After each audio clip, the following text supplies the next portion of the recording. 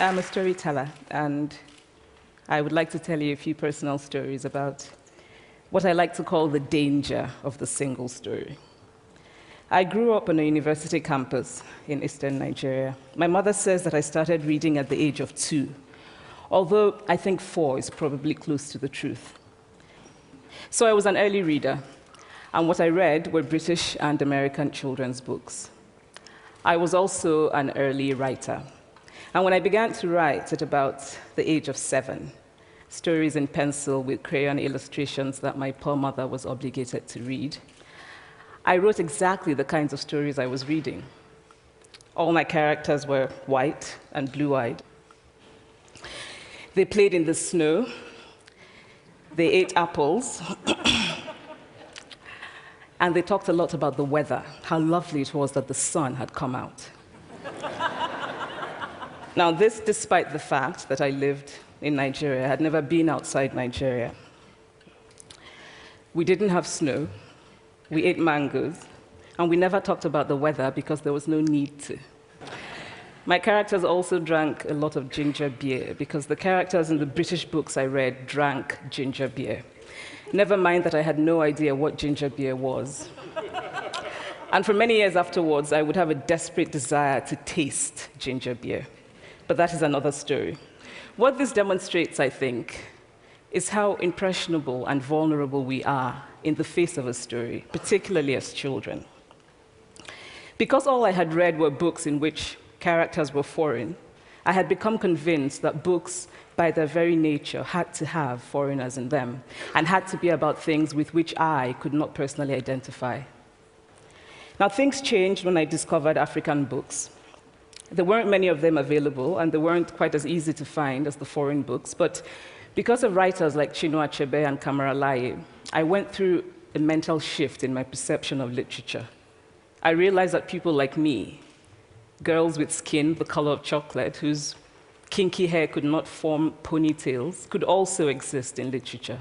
I started to write about things I recognized. Now, I loved those American and British books I read. They stirred my imagination. They opened up new worlds for me.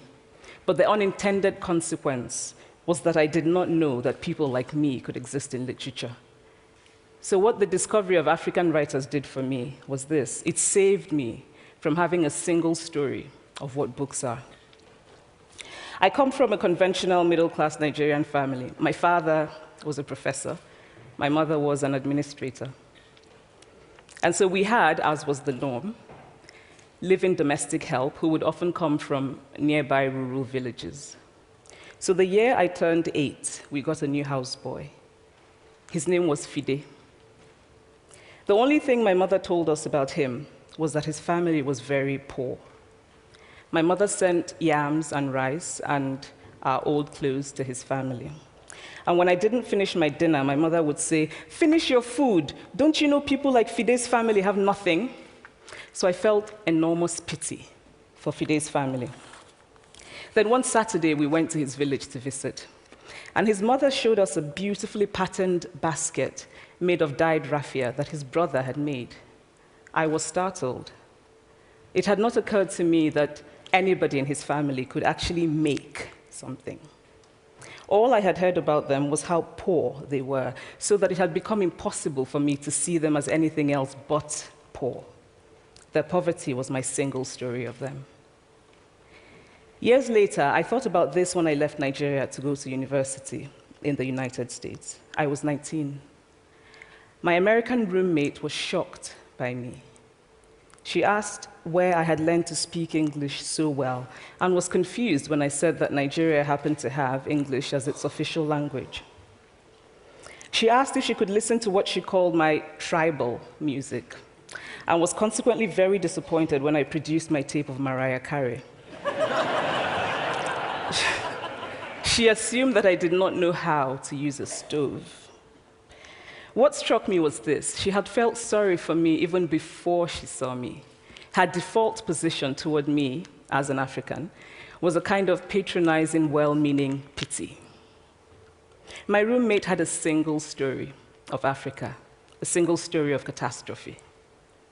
In this single story, there was no possibility of Africans being similar to her in any way, no possibility of feelings more complex than pity, no possibility of a connection as human equals. I must say that before I went to the US, I didn't consciously identify as African. But in the US, whenever Africa came up, people turned to me, never mind that I knew nothing about places like Namibia. But I did come to embrace this new identity, and in many ways, I think of myself now as African, although I still get quite irritable when Africa is referred to as a country, the most recent example being my otherwise wonderful flight from Lagos 2 days ago, in which there was an announcement on the Virgin flight about the charity walk in India, Africa, and other countries. So after I had spent some years in the US as an African, I began to understand my roommate's response to me. If I had not grown up in Nigeria, and if all I knew about Africa were from popular images, I too would think that Africa was a place of beautiful landscapes, beautiful animals, and incomprehensible people fighting senseless wars, dying of poverty and AIDS, unable to speak for themselves, and waiting to be saved by a kind white foreigner. I would see Africans in the same way that I, as a child, had seen Fide's family. This single story of Africa ultimately comes, I think, from Western literature. Now, here's a quote from the writing of a London merchant called John Locke, who sailed to West Africa in 1561 and kept a fascinating account of his voyage. After referring to the black Africans as beasts who have no houses, he writes, "They are also people without heads, having their mouths and eyes in their breasts." Now, I've laughed every time I've read this, and one must admire the imagination of John Locke. But what is important about his writing is that it represents the beginning of a tradition of telling African stories in the West, a tradition of sub-Saharan Africa as a place of negatives, of difference, of darkness, of people who, in the words of the wonderful poet Rudyard Kipling, are half devil, half child.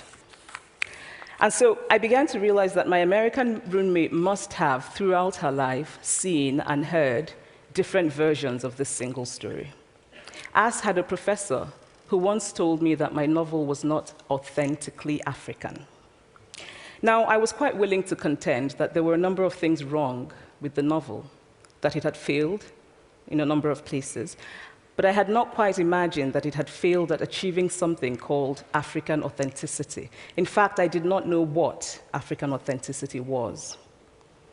The professor told me that my characters were too much like him, an educated and middle-class man. My characters drove cars. They were not starving. Therefore, they were not authentically African.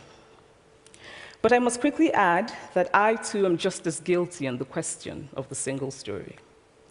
A few years ago, I visited Mexico from the US. The political climate in the US at the time was tense, and there were debates going on about immigration. And, as often happens in America, immigration became synonymous with Mexicans. There were endless stories of Mexicans as people who were fleecing the healthcare system, sneaking across the border, being arrested at the border, that sort of thing.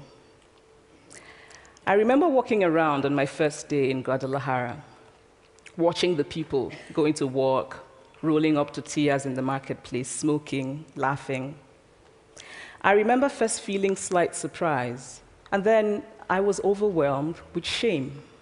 I realized that I had been so immersed in the media coverage of Mexicans that they had become one thing in my mind, the abject immigrant.